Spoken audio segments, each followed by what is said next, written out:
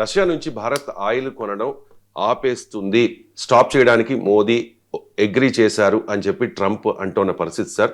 భారత్ అయితే ఇప్పటి వరకు ధృవీకరించలేదు ఈ విషయాన్ని. ట్రేడ్ డీల్ కుదిరిందని ట్రంప్ చేసిన పోస్ట్లో కూడా చాలా స్పష్టంగా మెన్షన్ చేశారు Donald Trump. Modi agree to stop buying Russian oil and to buy much more from the United states and potentially Venezuela అని చెప్పేసి. కానీ భారత్ ఎక్కడ ధృవీకరించలేదు కదా సార్. ఏంటి సార్, ఏం చేయబోతూ ఉన్నాం మనం ఇప్పుడు? రష్యా నుంచి ఆయిల్ కొనడాన్ని ఆపేస్తూ ఉన్నామా, తగ్గించబోతూ ఉన్నాం? మనం అన్నామనుకోండి, మీరు ట్రంప్ నమ్ముతారా, ఇండియన్ లీడర్లు నమ్మరా, ఇక ట్రంపే ఆదర్శమా అని తిరుగుతుంటారు మనం. కానీ అందుకే ట్రంప్ ఏమన్నాడు, పక్కకు పెడదాం, మన వాళ్ళు ఏమనలేదు, పక్కకు పెడదాం. What are the data says? ఇవాళ ది హిందూలో మీకు ఫ్రంట్ పేజ్లో కథనం ఉంది చూడండి. So ministry of commerce, government of India data ఆధారంగా ఇస్తున్నటువంటి ఏంటి, Russian oil imports come down to 38 మంత్లో, అంటే గత 38 నెలల్లో ఎన్నడూ లేని తక్కువ స్థాయికి పడిపోయాయి. ట్రంప్ చెప్పింది నిజమని తేలిపోతుంది కదా. ట్రంప్ ఏమన్నాడా, ట్రంప్ చెప్పింది ఆదర్శమా అంటుంటారు కదా. ఇప్పుడు మరి ట్రంప్ చెప్పింది నిజం అవుతుంది. ట్రంప్ ఏమన్నాడు, రష్యా నుంచి కొనడం ఆపేస్తామని మోడీ చెప్పాడు. ఇది వెంటనే జరగదు, ప్రాసెస్లో జరుగుతుంది. అమెరికా నుంచి ఎనర్జీ కొంటామన్నాడు అన్నాడు. సరిగ్గా అదే జరుగుతుంది. ఇప్పుడు డిసెంబర్ 2025లో ఇన్ భారతదేశం $2.7 బిలియన్ వర్త్ ఆయిల్ కొన్నది రష్యా నుంచి. సో ఇది 38 మంత్స్లో అతి తక్కువగా కొన్నది. ఇంతకన్నా తక్కువ ఎప్పుడు కొనలేదు. 38 నెలలు అంటే మీకు ఫిబ్రవరి ఆ ప్రాంతం 2022లో స్టార్ట్ అయింది కదా. సో ఆ తర్వాత మనం ఆయిల్ కొనడం మొదలుపెట్టాం. సో మీకు నవంబర్ 2025లో $3.7 బిలియన్ కొన్నాం. నవంబర్ 2025లో $3.7 బిలియన్, డిసెంబర్ 2025లో $2.7 బిలియన్ కొన్నాం. ఇంత తగ్గిందో చూడండి. పర్సంటేజ్ టర్మ్స్లో ఒక్క నెలలో 27% తగ్గింది. 27.1% టు బి ప్రిసైజ్.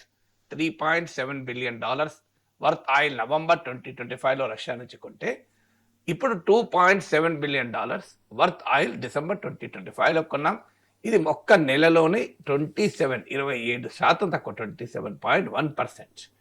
ఇక టోటల్ ఇండియన్ ఆయిల్ ఇంపోర్ట్స్లో రష్యా వాటా చూస్తే నవంబర్ 2025లో ఇది 34% ఉంటే, డిసెంబర్ 2025లో ఇది 25% పడిపోయింది. టు బి ప్రిసైజ్ 24.9% పడిపోయింది. అంటే మీకు చూడండి, ఎక్కడ 34% మీకు నుంచి 25% పడిపోయింది. సో ఇదొక క్లియర్ ఎగ్జాంపుల్, రష్యా నుంచి మనం ఆయిల్ కొనడం తగ్గించుకుంటున్నామని. Let me quote the figure from December 2024 నుంచి డిసెంబర్ 2025 చూద్దాం. డిసెంబర్ 2024లో మనం రష్యా నుంచి కొన్న చమురుతో పోలిస్తే డిసెంబర్ 2025లో రష్యా నుంచి కొన్న చమురు ఒక ఏడాది తర్వాత చూస్తే 15% డ్రాప్. అంటే మంత్ టు మంత్ చూస్తే 27% పడిపోయింది. ఇయర్ టు ఇయర్ చూస్తే 15% పడిపోయింది. అంటే ఒక నెల తక్కువ, ఒక నెల ఎక్కువ పడిపోతుంది కదా. సో మీకు ఇయర్ అండ్ ఇయర్ అంటే లాంగ్ టర్మ్ ట్రెండ్ చెప్పాను, మీకు షార్ట్ టర్మ్ ట్రెండ్ చెప్పాను. నవంబర్ 2025తో పోలిస్తే డిసెంబర్ 2025లో 27.1% పడిపోయింది. డిసెంబర్ 2024తో పోలిస్తే డిసెంబర్ 2025లో మీకు 15% పడిపోయింది. సో ఏ రకంగా చూసినా పర్సంటేజ్ షేర్ టోటల్ ఇంపోర్ట్స్లో చూసినా 34% ఉన్నది రష్యా నుంచి. రష్యా వాట ఇప్పుడు 25% పడిపోయింది. మరి ఇది క్లియర్గా రష్యన్ చమురు కొనుగోళ్లు తగ్గించుకోవటానికి మోడీ మాట ఇచ్చాడని ట్రంప్ చెప్పింది నిజమని ప్రూవ్ చేస్తుంది కదా, డేటా ప్రూవ్ చేస్తుంది. ఇది మినిస్ట్రీ ఆఫ్ కామర్స్ డేటా. మీకు మరి ఇంకోటి ఏం క్లెయిమ్ చేశాడు, మీరు ముందు ట్వీట్ చదివారు. ఏమని క్లెయిమ్ చేశాడు, ట్రంప్ అమెరికా నుంచి కొంటాము అని మోడీ ఒప్పుకున్నాడు అని. ఒప్పుకున్నాడా లేదా మన నాయకులు చెప్పరు. అక్కడ సైలెంట్, మౌనం. రష్యా నుంచి కొనడం ఆపారా చెప్పరు, మీకు అమెరికా నుంచి కొనడం పెరిగిందా చెప్పరు, రష్యా నుంచి కొనడం తగ్గిందా చెప్పరు. కానీ డేటా విల్ స్పీక్ కదా, ఇది ఇంపోర్ట్స్ కదా, ఇవేమీ రహస్యంగా ఉండదు కదా. భారత ప్రభుత్వ డేటాలో ఉంటుంది. హిందూ పత్రిక మినిస్ట్రీ ఆఫ్ కామర్స్ డేటాను తీశారు కదా.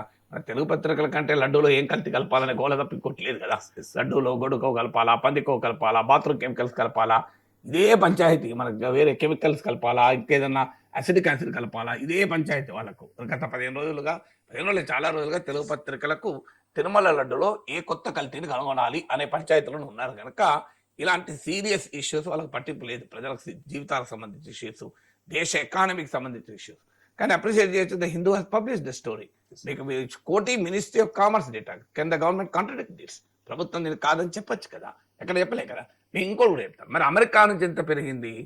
మీకు ఇంతకుముందు ఒక డేటా ఇచ్చాను. డిసెంబర్ 2024తో పోలిస్తే డిసెంబర్ 2025లో రష్యా నుంచి మనం 15% తక్కువ కొన్నాము అని ఒక డేటా పాయింట్ చెప్పాను. సరిగ్గా అమెరికాతో ఎంత కొన్నామో తెలుసా? డిసెంబర్ 2024తో పోలిస్తే డిసెంబర్ 2025లో మన అమెరికా నుంచి కొన్నది 31%. అంటే ఎక్కడ 15%, ఎక్కడ 31%. మీకు స్ట్రేట్ అవే మీకు పెరిగిపోతుంది కదా, డబుల్ రేట్. సో మరి డబుల్ అయినప్పుడు మనకు లాభమా పరివి రష్యా నుంచి కొనడం తగ్గించి అమెరికా నుంచి కొనడం మనకు లాభం అయితే కొనొచ్చు, తప్పేం లేదు. ఇప్పుడు ఏం చెప్తుంది ప్రభుత్వము?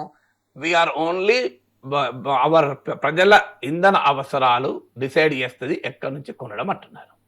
సో మీరు నిజమే, అదే నిజమా? లెక్కలు చేద్దాం. అది కూడా మీకు అమెరికన్ గల్ఫ్ కోస్ట్ నుంచి లేదా వెనిజులా నుంచి మనము కొనాలి అంటే shipping cost $4 to $5 per barrel అవుతుంది.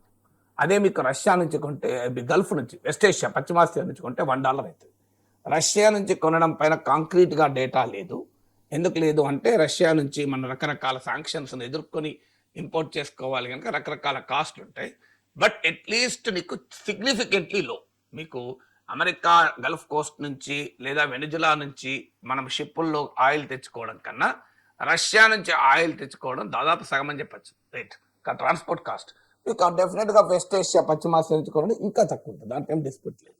కానీ రష్యా నుంచి ఆయిల్కు shipping cost substantially less then compare to American cost. మరి ఎందుకు అంటున్నాం మనం అంటే, అమెరికా ఇప్పుడు మీకు స్టేట్ బ్యాంక్ ఆఫ్ ఇండియా వాళ్ళ ఎనాలిసిస్ ప్రకారము వెనిజులా ఆయిల్ మనం కొనాలి అంటే కనీసం ఒక $10 to $12 per barrel డిస్కౌంట్ ఇస్తే తప్ప మనకు వయబుల్ కాదని.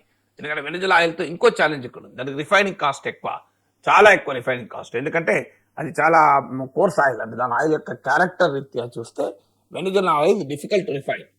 సో మరి ఎవరికి లాభం? మరి ఇప్పుడు ఎకనామిక్ గా దేశానికి నష్టం జరుగుతుంటే, రష్యన్ ఆయిల్ ఏమో చాలా డిస్కౌంట్ కు దొరుకుతుంటే, మీకు రష్యన్ ఆయిల్ లో మనం చెల్లింపులకు డాలర్లు అవసరం లేదు. ఈ మధ్య కాలంలో గవర్నమెంట్ ఆఫ్ ఇండియా మంచి పని కూడా చేసింది. అంతకుముందు మన రష్యన్ ఆయిల్ కొనటానికి రూపాయలలో చెల్లించు ఉండేవాళ్ళం. సమస్య ఏమొచ్చిందంటే కొన్ని వందల కోట్ల డాలర్ల విలువైన ఇంపోర్ట్స్ మనం చేసుకుంటూ వచ్చాం ఈ 3 years. దాంతో రష్యా దగ్గర పెద్ద ఎత్తున మన రూపాయలు పెండింగ్లో ఉన్నాయి, రూపాయలన్నీ నిలువ అయిపోయినాయి. ఏం చేసుకోవాలి రూపాయలు? వారు మన దగ్గర నుంచి, వాళ్ళు ఇండియా నుంచి రష్యా కొనేది చాలా తక్కువ, మనమే రష్యా నుంచి కొంటూ ఉంటాం, డిఫెన్స్ సప్లైస్ కానీ ఆయిల్ సప్లైస్ కానీ.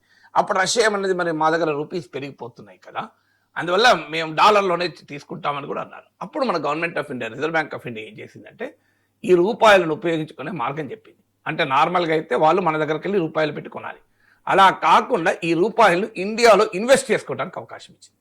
అంటే ఫారిన్ డైరెక్ట్ ఇన్వెస్ట్మెంట్ లాగా ఇప్పుడు రష్యా మనము ఆయిల్ కొనటానికి చెల్లించిన రూపాయల్ని మన దేశంలో విదేశీ పెట్టుబడుల్లాగా ఇక్కడ ఇన్వెస్ట్ చేస్తాం. దాన్నే పెట్రో రూపీ అంటున్నాం మనం. అంటే పెట్రో డాలర్ అని విన్నాం కదా. మీకు 1970s నిక్సన్ ప్రభుత్వం ఉన్నప్పుడు అమెరికా, సౌదీ అరేబియాల మధ్య కుదిరిన ఒప్పందం వల్ల డాలర్లలో ఆయిల్ ట్రేడ్ జరగాలని ఒప్పందం కుదిరింది. దాన్ని దూరం దాటిన ప్రతి ఒక్కరిని అమెరికా అటాక్ చేసింది. మీకు సద్దాం హుస్సేన్ డాలర్లో ఆయిల్ ట్రేడ్ కాక యూరోలో ఆయిల్ ట్రేడ్ అన్నాడు, సద్దాం హుస్సేన్ చంపేశారు. గడాఫీ డాలర్లలో ట్రేడ్ కాదు, ఒక ఆఫ్రికన్ కంట్రీస్ అన్నీ కలిసి ఒక కరెన్సీని క్రియేట్ చేసుకుందాం అన్నాడు, గడాఫీని లేపడేశారు. ఇప్పుడు చైనా వాళ్ళు యువాన్లలో ఆయిల్ ట్రేడ్ అంటున్నారు. సో భారత ప్రభుత్వం కూడా రూపాయల ఆయిల్ ట్రేడ్ అన్నందుకు ఇండియా పైన కూడా కారాలు మిరియాలు నూరాడు. బ్రిక్స్ కరెన్సీ ఇండియా సంగతి తెలుపుతానన్నాడు కదా. సో మనము రష్యాతో ఈ రకమైన అండర్స్టాండింగ్ కూడా చేసుకున్నాం. అంటే ఏమవుతుంది ఇది అంటే, రష్యాతో ఆయిల్ కొంటే చీపు, రష్యాతో ఆయిల్ కొంటే రూపాయల్లో చెల్లించవచ్చు, ఆ రూపాయల్లో వాళ్ళు మన దగ్గర వస్తువులు కొనడానికి వాడుకోవచ్చు, లేదా పెట్టుబడులు పెట్టడానికి వాడుకోవచ్చు. ఇంత బెనిఫిట్ మన రూపాయి ఇంటర్నేషనలైజ్ అయ్యడానికి ఉపయోగపడుతుంది. పెట్రోల్ రూపీగా ఇవాళ ఎమర్జ్ కాకపోవచ్చు, కానీ భవిష్యత్తులో ఎప్పుడైనా ఎమర్జ్ చేయడానికి ఉపయోగపడుతుంది.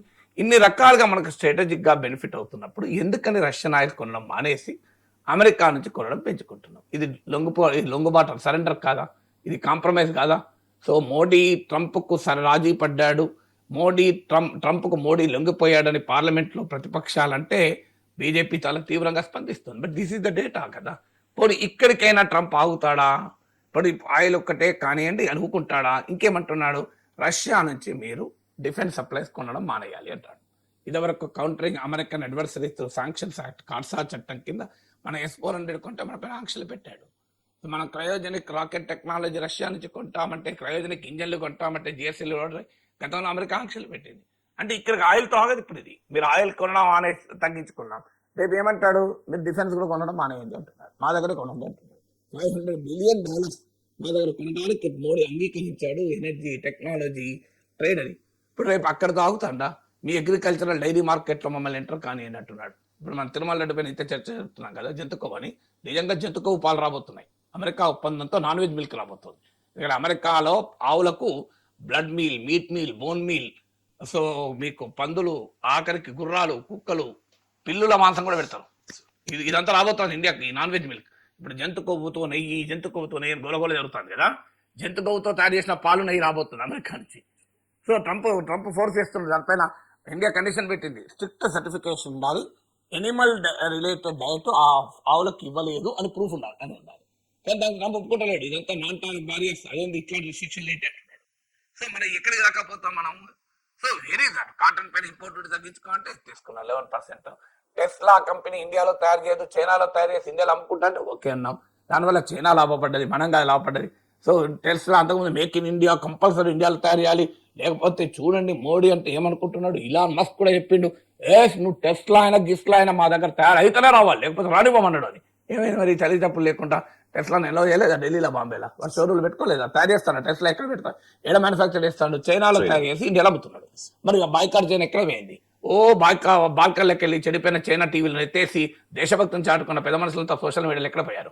అయ్యా మరి ఆ చైనాలో తయారు చేసిన టెస్లా కార్లు ఇండియాలో ఎందుకు అమ్ముతున్నారని ఒక్కరని అడుగుతున్నారా?